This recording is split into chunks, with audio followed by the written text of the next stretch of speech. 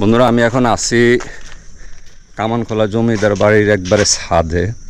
তো ভিতর দিয়ে উঠে উপরে চলে আসলাম, দেখলাম যে সিঁড়ি খোলা, তো ঢুকে গেলাম আর কি। দেখুন উপর থেকে কেমন দেখা যাচ্ছে। তো বছর সময়ের আগের কথা, মানে এই পুকুরটা তখনকার সময়ের বিশাল জায়গা নিয়ে করা। এই যে বাগানগুলো যা আছে সবই জমিদারের জায়গা আর কি। তো এটা হচ্ছে জমিদার বাড়ির পিছনের যে মানে দিঘিটা ছিল ওইটা, এটা নাকি একসময় আর অনেক বড় ছিল, এখন ছোট হয়ে গেছে আর কি। এই যে ভবনটার নিচে দিয়ে দেখুন সুড়ঙ্গের মতো, এই পাশ থেকে ওই পাশে যে দেখা যাচ্ছে, এটার উপরে পুরো বিল্ডিংটা দেখুন, এই যে দেখা যাচ্ছে, এই যে দেখুন অবস্থা। ওই যে একটা ফুটা দেখা যাচ্ছে, ওইটা হচ্ছে বিল্ডিংয়ের, মানে এইভাবে দিয়ে এটার উপরে বিল্ডিং করা আর কি। বন্ধুরা, এই যে স্থাপনাটি আপনারা এই মুহূর্তে দেখছেন, এটি শুধুই একটি বাড়ি নয়, এ যেন এক জীবন্ত ইতিহাস। কালের গহ্বরে হারিয়ে যাওয়া এক বংশ, এক রক্তের ধারাবাহিকতা। এক সময়ের প্রভাবশালী জমিদারের চিহ্ন আজও বহন করে এই কামানখোলা জমিদার বাড়ি। আজ আমরা এই পুরানো প্রাসাদটির প্রতিটি ইট, প্রতিটি কারুকাজের আড়ালে লুকিয়ে থাকা গল্পগুলো তুলে ধরব আপনাদের সামনে। জানবো কে ছিলেন এই জমিদার, কেন তারা এখানেই বেছে নিলেন তাদের প্রাসাদ নির্মাণের স্থান, আর কিভাবে হারিয়ে গেল এক সময়ের এই ঐশ্বর্য। আসসালামু আলাইকুম বন্ধুরা, আশা করি সবাই ভালো আছেন। বন্ধুরা, নতুন আরও একটি ব্লগ ভিডিওতে আপনাদের সবাইকে স্বাগতম। বন্ধুরা, আজকে আমি যাচ্ছি হলো মানে দালাল বাজার জমিদার বাড়িতে। রাইট নাও আমি আছি এখন রায়পুর উপজেলা বাজারে ট্রাফিক চত্বরে। তো আমি এখানে সিএনজির জন্য অপেক্ষা করতেছি। কত দালাল বাজার ভাড়া কত? দালাল বাজার কত ভাড়া? দালাল বাজার 40 টাকা আর 35 টাকা ভাড়া, 40 টাকা, 5 টাকা বাংটি তো 30 টাকা না ভাড়া? না, 30 টাকা, 40 টাকা ভাড়া। আজ আমাদের গন্তব্য কামানখোলা জমিদার বাড়ি। বন্ধুরা, আমরা যতই এগিয়ে চলছি ততই যেন সময় পিছিয়ে যাচ্ছে। এই পথ যেন সময়ের এক অলিখিত অধ্যায়। চারপাশে ছড়িয়ে ছিটিয়ে থাকা গ্রামীণ সৌন্দর্যের মাঝে আমি খুঁজে পাচ্ছি হারিয়ে যাওয়া সেই জমিদারের উপস্থিতি। হয়তো শত শত বছর আগে এই পথ ধরেই গমন করতেন জমিদার যমুনাথ দাস কিংবা হরেন্দ্র নারায়ণ দাস। তখন এখানে ছিল পালকির চলাচল, ছিল রক্ষীদের সশস্ত্র প্রহরা। আজ সেই পথ ধরেই চলেছে আমার কৌতূহল আর ক্যামেরার চোখ। আমরা রায়পুর থেকে সিএনজিতে করে দালাল বাজার পর্যন্ত আসলাম। ওইখান থেকে অটোতে করে আমরা এখন কামানখোলা জমিদার বাড়ির দিকে যাইতেছি। তো প্রায় আমরা কাছাকাছি চলে আসছি। কামানখোলা জমিদার বাড়ি, এখানে লোকজন আসা যাওয়া আছে। ভারতের কথা কি বলতে চান? যুদ্ধের কথা ওইটা তো চলতেছে না, আমরা জিজ্ঞেসি আর থামছেন না, থামবেন। বন্ধুরা, আমরা কামানখোলা জমিদার বাড়ির মুখোমুখি চলে আসছি। এই যে দেখুন, এদিকে দেখা যাচ্ছে কামানখোলা জমিদার বাড়ি।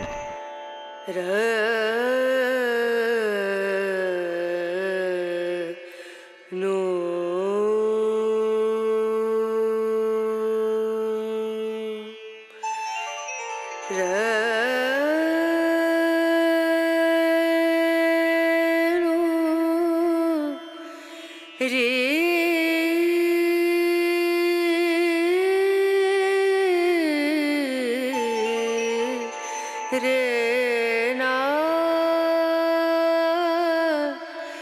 না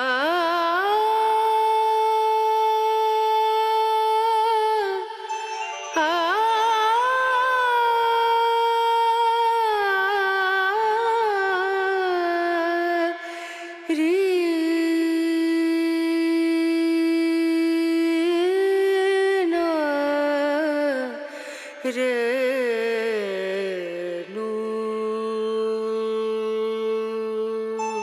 এটা ভিতরে ঢুকে যায়। বন্ধুরা, আমরা পৌঁছে গেছি কামানখোলা জমিদার বাড়িতে। প্রথম দর্শনে যা মনে হবে আপনার, এই যেন কোনো এক গল্পের প্রাসাদ। কিন্তু এই দেয়ালের প্রতিটি ফাটল, প্রতিটি ইটের ক্ষয়ে যাওয়া রং সবই বহন করে শত শত বছরের ইতিহাস। এখন চলুন একে একে ঘুরে দেখি জমিদার বাড়ির প্রতিটি প্রান্ত। জানা যায় এই জমিদার বংশের সূচনা হয়েছিল 1800 শতকের শেষের দিকে। প্রতিষ্ঠাতা হিসাবে পরিচিত জমিদার রাজেন্দ্রনাথ দাস ছিলেন এক সময়ের প্রভাবশালী ও দূরদর্শী নেতা। তিনি ছিলেন দালাল বাজার জমিদার পরিবারের ঘনিষ্ঠ, আর তাদের সহায়তায় তিনি এই কামানখোলার স্থানে জমিদার বাড়ি প্রতিষ্ঠার অনুমতি লাভ করেন। এই বংশের সবচেয়ে চমকপ্রদ অধ্যায় শুরু হয় জমিদার যমুনাথ দাসের সময় থেকে। তিনি নিঃসন্তান থাকায় বিস্ময়কর এক সিদ্ধান্ত নেন। তিনি একটি পুত্র দত্তক নিতে চান, কিন্তু বিনিময়ে দিবেন পুত্রের সমপরিমাণ স্বর্ণ ও সম্পদ। সেই সময় একটি বিশাল বট খাড়ার উপর দাঁড় করিয়ে দেওয়া হয় শিশুটিকে এবং তার বিপরীতে তোলা হয় স্বর্ণমুদ্রা। যখন ওজন সমান হয় তখন দত্তক গ্রহণের রীতি সম্পন্ন হয়। এই শিশুটির নাম হয় হরেন্দ্র নারায়ণ দাস, আর তিনিই পরবর্তীতে হয়ে ওঠেন কামানখোলা জমিদার বংশের প্রধান উত্তরসূরি। তোমাদের বাড়ি কোন জায়গায়? এখানে পাশেই। এখানে যারা থাকতেছে এরা কি জমিদারের বংশধর কেউ?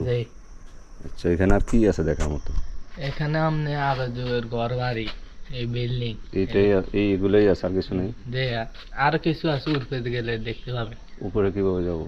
উঠবে যাইতে দেবেন, সন্দেহ আছে। দালাল বাজার জমিদার ও কামানখোলা জমিদার মূলত একই গোত্রভুক্ত এবং তাদের একাধিক শাখা পরবর্তীতে ছড়িয়ে পড়ে ভারতের বিভিন্ন প্রদেশ এবং বাংলাদেশের বিভিন্ন স্থানে। সময়ের পরিক্রমায় এখানে বাস করতেন জমিদার ক্ষেত্রনাথ দাস, যমুনাথ দাস ও হরেন্দ্র নারায়ণ দাস। এই জমিদার বাড়িটির স্থাপত্যে মুগ্ধ হবেন যে কোনো পর্যটক। প্রবেশ পথেই দৃষ্টিনন্দন একটি তোরণ, তারপর দ্বিতল বিশিষ্ট একটি প্রধান ভবন।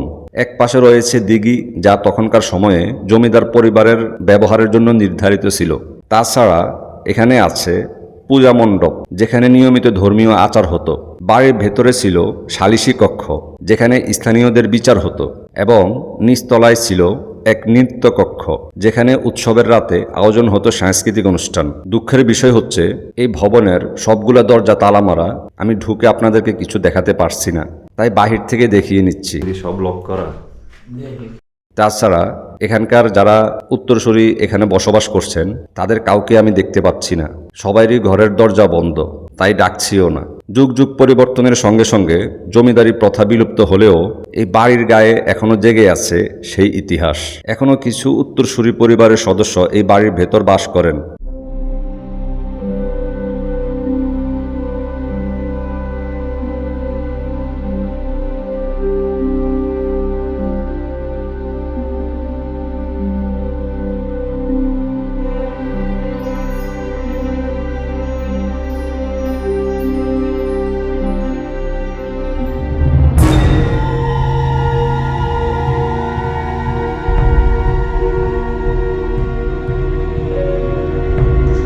বন্ধুরা, আমি এখন আছি কামানখোলা জমিদার বাড়ির একবারে ছাদে।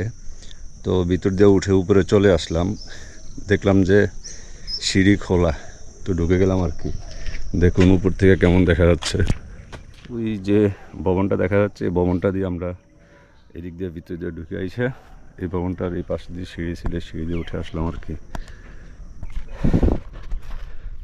তো এখানে এখনও মানে জমিদারের বংশধর যারা আছে তারা এখন এখানে থাকে না, এখন থাকে ঘরগুলাতে তারাই থাকে। নতুন ঘর যে করছে এলাকার, এরা ওকে জমিদারের জমিদার বংশ, জমিদার মারা গেছে আর তাদের ছেলে। আচ্ছা, তাদের পূর্বপুরুষরা এখন এখানে আছে। এগুলো কি?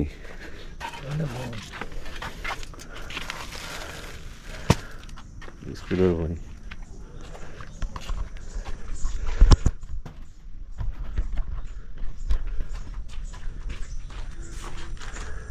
এই দেখুন,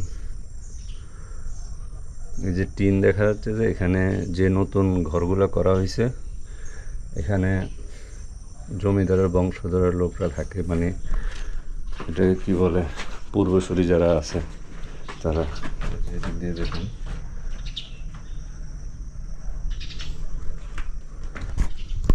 দেখুন বন্ধুরা, আগেরকার মানুষের বাড়ির সিঁড়িগুলা দেখুন কত খাড়া খাড়া। প্রায় 1800 শতকের শেষের দিকে করা এই বাড়িটি আজও এইভাবেই আছে। আমরা এখনও উঠতে নামতে পারতেছি, প্রায় 300 বছরের মতো হয়ে যাচ্ছে। এই যে দেখুন, এদিক দিয়ে এখানে হয়তো মোমবাতি রাখা হইতো। এক একটা দেয়াল কত চড়া চড়া দেখুন। ওদের আসলে কাজগুলাই অন্যরকম, ব্যাপারটাই আলাদা। তো আমি নিচে নাইমা গেলাম, বের হয়ে যাব। বের হয়ে আমরা ওই এই জমিদার বাড়ির পিছনের সাইডে আছে, একটা দিঘি আছে, এই দিঘিটা দেখব। এই সমস্ত সব দরজাগুলো তালা মারা। যাই হোক, আমরা এখন দিঘির দিকে যাবো আর কি।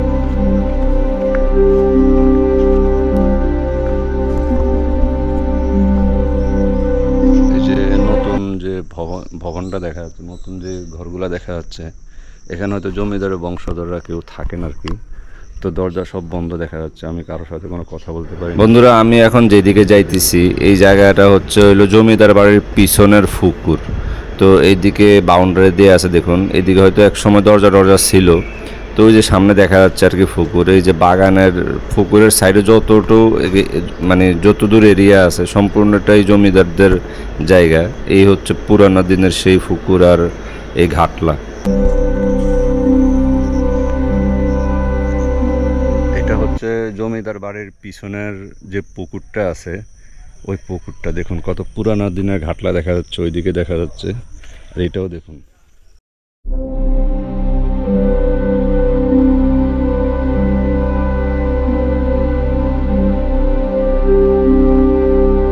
কত বছর সময়ের আগের কথা, মানে এই পুকুরটা তখনকার সময়ের বিশাল জায়গা নিয়ে করা। এই যে বাগানগুলো যা আছে সবই জমিদারের জায়গা আর কি। তো এটা হচ্ছে জমিদার বাড়ির পিছনের যে মানে দিঘিটা ছিল ওইটা, এটা নাকি একসময় আরও অনেক বড় ছিল, এখন ছোট হয়ে গেছে আর কি। তো আমরা এখন এই দিক থেকে ভিতরের দিকে যাব। আসলে পুরানো দিনের ইতিহাস ঐতিহ্যময় জায়গাগুলোতে আসলে এই এক ধরনের একটা শান্তি পাওয়া যায় আর কি। বারবারই একটা বিষয়ে মনে পড়ে যে আমরাও বর্তমানে পৃথিবীতে বেঁচে আছি, কত কিছু করি, একদিন আমরা পৃথিবীতে থাকবো না।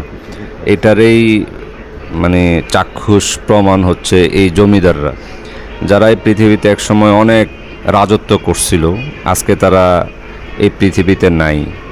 তাদের বংশধররা আছে, কিন্তু একটা সময় আসবে এই বংশধর এরাও থাকবে না, তার পরবর্তী প্রজন্মরা আসবে। এটাই হচ্ছে আর কি মানুষের জীবন, ক্ষণিকের জীবন, মানে মৃত্যুর পরে শুরু হবে আর কি আসলে মানুষের আসল জীবন। কি একটা থমথমে অবস্থা, মানে শরীর কাটা দিয়ে যাওয়ার মতো। এই সাইডটা দেখুন ভুতুরে বাড়ির মতো লাগতেছে, মানে ভয় লাগতেছে। এটা হচ্ছে বাথরুম, ব্যবহার হচ্ছে কিনা জানি না। এটা হচ্ছে জমিদার বাড়ির মানে ভবনের পিছনের সাইড। এই যে পিছনের সাইডটা দেখুন কি অবস্থা, গাছ পাতা লতা দিয়ে উঠছে বিল্ডিংয়ে। তো আমি এদিক দিয়ে বেরোয় যাবো, আর এদিকে কিছু ফুটা দেখা যাচ্ছে, কিসের ফুটা এগুলো দেখি। আরে বাবা রে,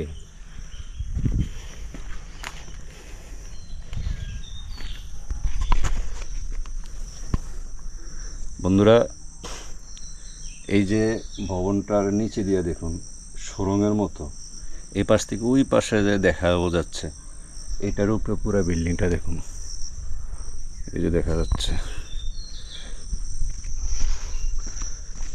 এই যে দেখুন অবস্থা। ওই যে একটা ফুটা দেখা যাচ্ছে, ওইটা হচ্ছে বিল্ডিংয়ের, মানে এইভাবে দিয়ে এটার উপরে বিল্ডিং করা আর কি।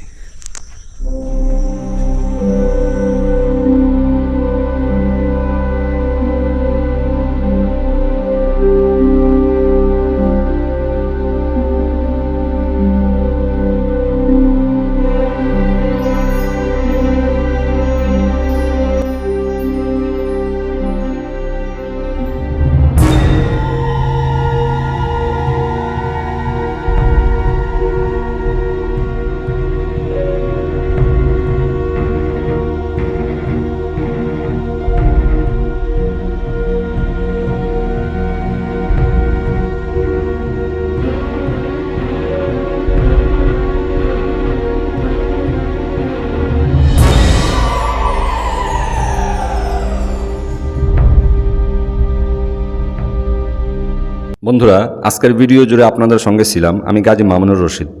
ভিডিওটি যদি ভালো লাগে তাহলে একটি লাইক করে দিবেন, আর আপনার মূল্যবান মতামত কমেন্টে জানাতে ভুলবেন না।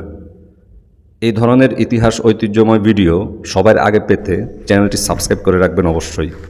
পরবর্তী ভিডিও আসা পর্যন্ত ভালো থাকবেন, সুস্থ থাকবেন, ধন্যবাদ। এখন চলে যাওয়ার সময় হয়েছে, চলে যাব। এই যে অটোওয়ালা কাকাকে এতক্ষণ এখানে রাখছি, বসেছিল, যাইতে একটু হাঁটা সামনে যাওয়া অটো নিতে হইতো, এই জন্য ওনাকে বলছে যে একটু বসেন, আমি চলে যাব। তো আজকের ভিডিওটি এই পর্যন্তই, ধন্যবাদ, আসসালামু আলাইকুম।